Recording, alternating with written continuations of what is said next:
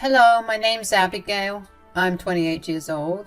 My life is kind of a mess right now, but I have some free time to spare and I really need to get things off my mind.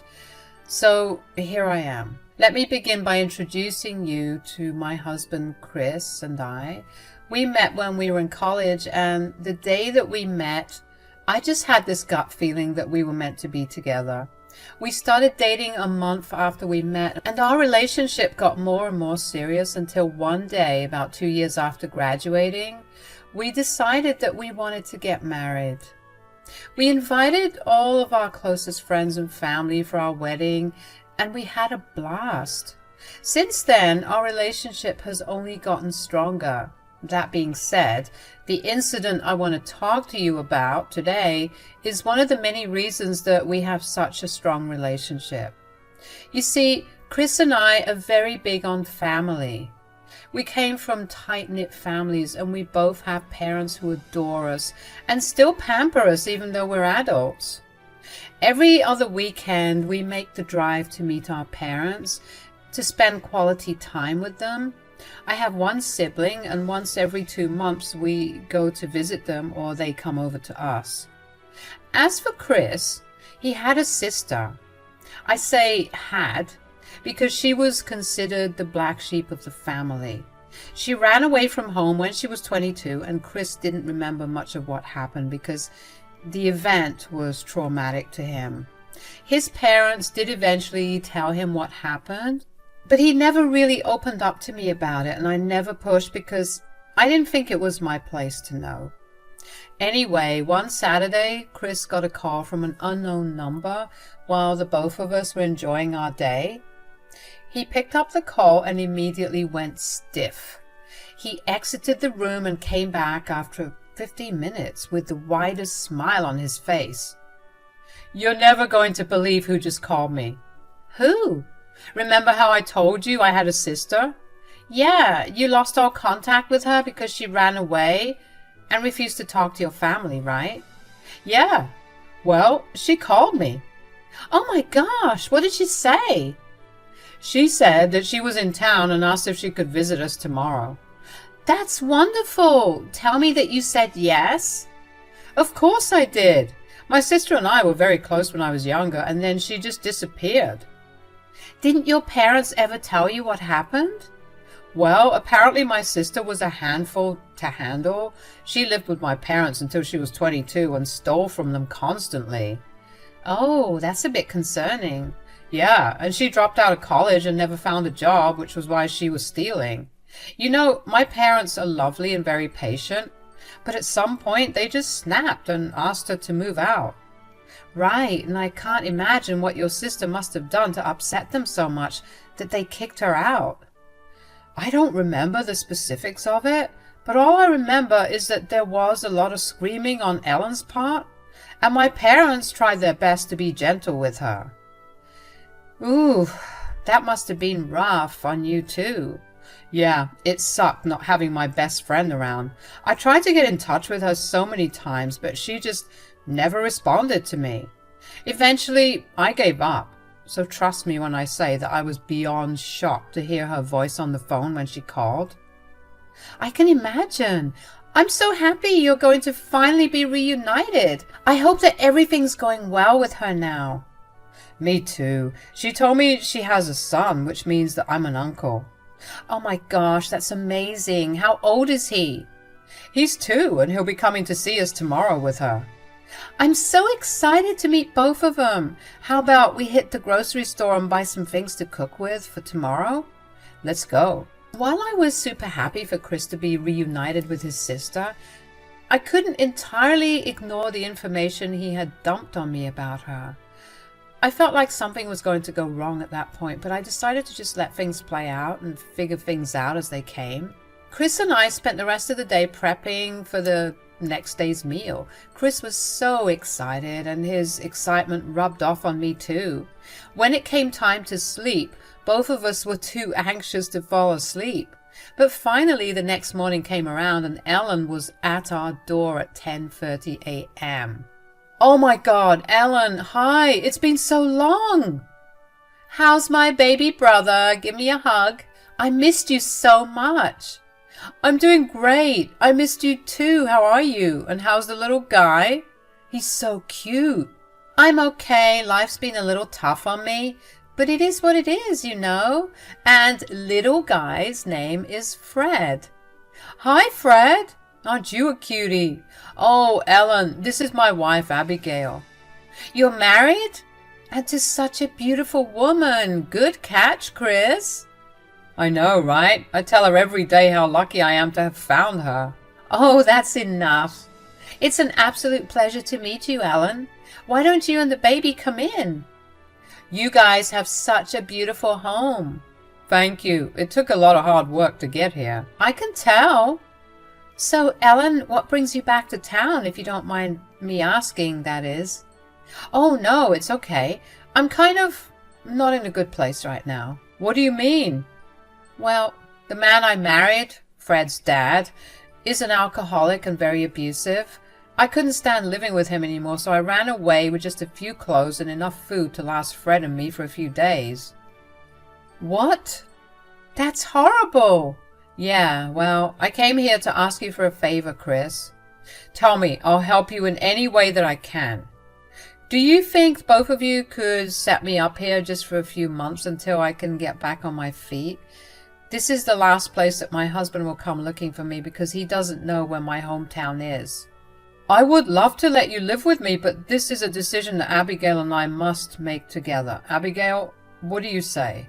You don't have to feel obliged to let me stay here. Maybe you could just help me out financially until I find myself a job, and I can take care of myself. I'll live in a motel or something. That's absolute nonsense. I'm not letting you and your child stay in the motel. We have a place here in your family. Of course we'll help you out. Really?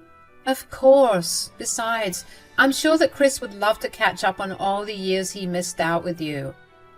Thank you guys so much. You have no idea how much this means to me. Anytime, Ellen. Now, why don't you go wash your hands and meet us at the dinner table for lunch? I was genuinely happy to be able to help Ellen. I couldn't imagine what she must have gone through and how much she must have struggled. So even if there was a nagging thought in my brain to be careful considering her past, I let it go because I wanted to believe that she was a changed person. Boy, was I wrong. The first month that Ellen stayed with us, she essentially lobbed her baby off to us. She barely took care of the child and sometimes even forgot to feed it. I didn't say anything, but Chris and I did take over the childcare duties after that. I arranged and paid for a babysitter for the baby when Chris and I were at work. When we got back home, we took turns making dinner and taking care of the baby. During all of this, Ellen just sat around and watched TV. When we confronted her about her lack of care, she told us that she was stressed and seeing the baby only made her panic because the memories of her husband would flood back into her mind. We believed her and told her that we would help in any capacity that we could. The second month is when the stealing began. Now, Ellen wasn't stealing anything big like money, but it was more so the food and my things. Chris and I like to label our food sometimes when we really want to have something. If there's a label on a Tupperware containing food, then nobody but that person gets to eat it. We explained that to Ellen, but she never cared. She'd eat the food and leave the empty containers in the fridge. Aside from that, I began to notice that some of my clothes and my makeup began to go missing. I knew that Ellen was stealing my clothes because I'd find my clothes in her laundry basket. And the makeup because, well, she asked me to clean her room, and when I did, I found it there. I confronted her about this, and she told me that she had no money and she felt too embarrassed to ask me for things, so she just took them. I told her that I had no issue with her borrowing things as long as she asked me, and if she wanted, I could help her find a job. She agreed to let me help her find a job, but she never went to any of the interviews I helped her get. By the third month of her living with us, I was thoroughly exhausted. She would leave her messes everywhere and demand that I clean it up for her. She treated me like I was her maid, and it irritated me to no extent. She would yell at me if she thought the house was not clean enough. Or if I didn't do it on time, she also made me the nanny of her child. But that wasn't any different from her behavior from the start. I only held my tongue for that long because I was respectful of her suffering. But eventually, I hit my limit and I told Chris one night that we needed to talk. Chris, we need to talk. I have a feeling that I already know where this is going. Yeah, well, I love you and I love your family, but... Ellen's a nightmare. I wouldn't put it that harshly, but yes. I'm not saying that she needs to leave or anything. She just needs to find a job. I know. She's been here for what, 2 months now? And I haven't seen her make an effort to look for a job at all. And I've tried to help her too. I've set her up for interviews at many places, but she never showed up for them. Yeah, not to mention she's a horrible guest. Like, I love her and all, but she's filthy, and it bothers me because you know how much I love my spaces to be clean. Yes, honey, I try my best to keep things clean for you, but sometimes I'm just so exhausted from work that I can't. I've told Ellen to pick up after herself, but she just got snarky with me. I know. I got dished that same snarkiness when I asked her to do the same thing. Besides, you have nothing to apologize for. We are not supposed to be telling her how to be a good guest. And it does not help that she's so mean. Was she always this way growing up? She wasn't this way with me, at least, but I guess I see why my parents threw her out, as mean as that sounds. It's truly a miracle that your parents put up with her for years. I know I can't do that, Chris. I don't want to throw a single mother onto the streets, but unless she shows me that she's at least making an effort to find her footing, I'm afraid that I will have to kick her out. How about this? We give her another month to find herself a job, and if she doesn't, we'll ask her to leave. Are we bad people for doing that? Absolutely not. I know she came to me because she knew my parents would not help her out in any way. Sometimes some people just need a little tough love. While Chris and I did decide to give Ellen a deadline, we still finally felt guilty about that decision. So we put off having that conversation with her for as long as we could. We bore with all of Ellen's torture because deep down we still felt horrible for her. That was until one day after we came back from a trip to my parents, we walked in to find that Ellen had completely stripped our living room of its previous decor and brought in new and gaudier stuff. She repainted the walls too and even managed to get paint on the couches. I will admit that I lost my temper after that. What did you do? I just spruced up your boring and bland house. You called it beautiful before. Ugh. That was just me buttering you guys up so you'd just let me live with you. You can't just redesign a part of our house without our consent. I live here now and I need to be comfortable too. You do not live here, Ellen. You're only staying with us temporarily. It'll be another long while before I move out. You have no idea how hard my life's been, and having a space where I feel comfortable will really help me get into a better mental space. Do not use your mental health as an excuse to rip apart my home and change it. You want to have better mental health? Find a job and get yourself your own place. How dare you speak to me like that? Ellen, I've tried to be as nice as I can towards you, but you've been crossing lines ever since you came here. I haven't said a word, but this is my last straw. Oh, boo-hoo. What are you going to do? Throw me out? How will you be able to live with the fact that you threw a single mother and her child out of your house and onto the streets? I'm not going to do that immediately. I'm giving you exactly 1 month to find yourself a job. You can't do that. Even if I work for a month, that's not going to be enough to get myself a place to rent. Yeah, I don't expect you to do that. What I do expect is for you to get a job, start saving, and start taking care of yourself and your child. You cannot rely on Chris and I to take care of you. You're a monster. Chris, tell her. You can't let your sister struggle this way, right? No, Ellen. Abigail's right. We've been nothing but nice to you, but you've taken advantage of that.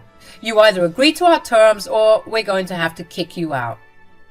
You are not the man I thought you were. You were supposed to have my back. You were my only family. This is like Mom and Dad all over again. Ellen ran to her room and slammed the door after her. I couldn't believe the fact that she was acting like a teenager. Chris and I spent the next week redoing our living room and practically ignoring Ellen. Ellen never apologized to us, but after about 2 weeks of us giving her our ultimatum, she told us that she got a job. Of course, we were not naive enough to just believe her, so we had her show us her offer letter, and once we confirmed that she was indeed working, we went back to treating her as normally as we could. Over the next 2 months, we took over half of Ellen's earnings and saved it away so she could have enough for a deposit on an apartment. We were still supplying most of the groceries for her and her child, by the way, and her treatment of us remained unchanged. When Ellen finally had enough money saved up, we told her that it was time for her to start searching for a place of her own because she could not live with us forever. Then came all the excuses that Ellen could muster up. Her trauma was back. She was scared to live alone. She was bad with money. She had no money.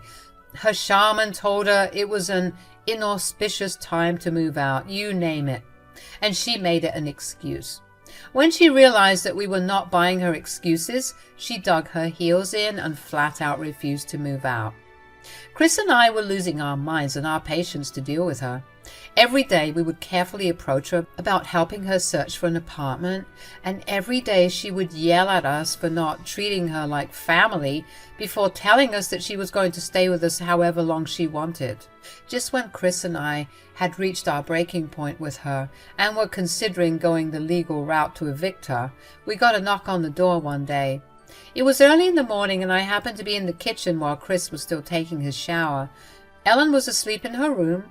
I opened the door and was surprised to see 2 cops standing there.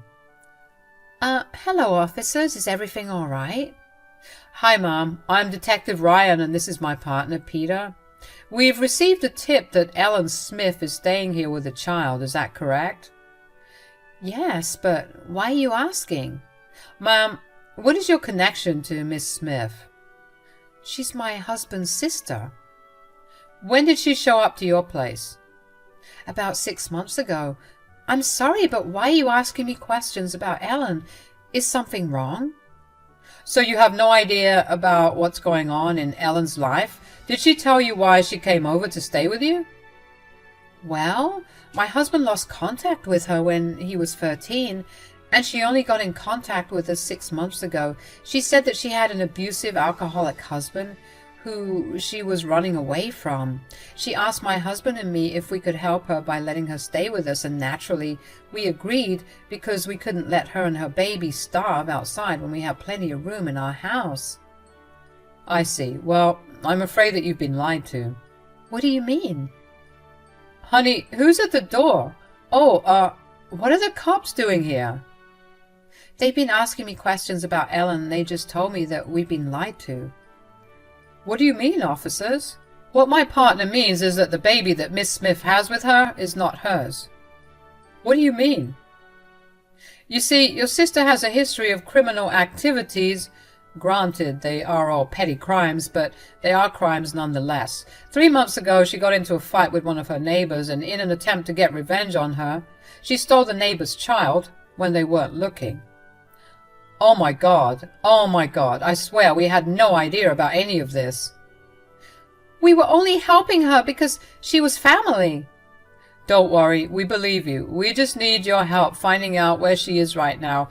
And of course, we will need you to come down to the station and give us your statements.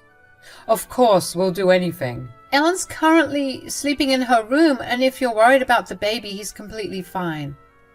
Do you mind if we step in and make our arrest? Of course. Please, come in. The 2 cops walked into our house as quietly as they could. We led them to Ellen's bedroom, and they told us to wait outside. Chris and I stood by each side of the door and peered in to see what was happening. Ellen's eyes flew open as soon as the officers stepped foot into her room. She grabbed the bedside lamp and threw it at one of the officers, injuring him.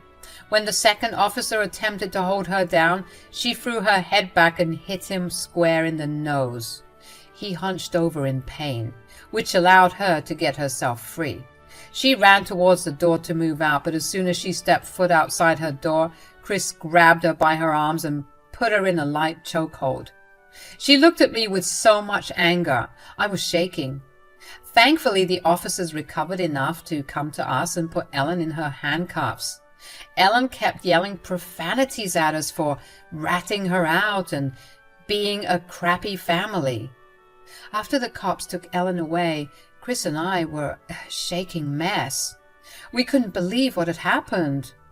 We knew that Ellen had been problematic, but for her to actually kidnap a child and take shelter in our home? That was unacceptable. So of course we testified against her wherever we could. Not only did she put us at risk by taking shelter in our home, but she was also stupid enough to treat us like crap while doing it. Ellen was charged with kidnapping, resisting arrest, and assaulting a police officer. Chris and I had to attend the trials, and we were called to the stand several times to testify. Each time we did, Ellen would throw us the nastiest glare. The only reason I felt safe was because she was in handcuffs, and there were security guards all around the room. Anyways, Ellen was sentenced to 3 years in prison and was also given community service hours. We also got a restraining order against her. The baby was returned to his mother and peace was restored. Aside from that, Chris and I also decided to move because we felt unsafe knowing that she knew our location. So that's where we're at right now. Chris and I are planning to move states and start fresh somewhere far away from here. Hopefully, we never have to run into Ellen ever again. It's been a good few scary months, but Chris and I are slowly going back to being the way we usually were. Thankfully, we had a lot of support from our family and friends. One thing's for sure, next time, we're not believing any estranged family member. Thank you for listening to my story.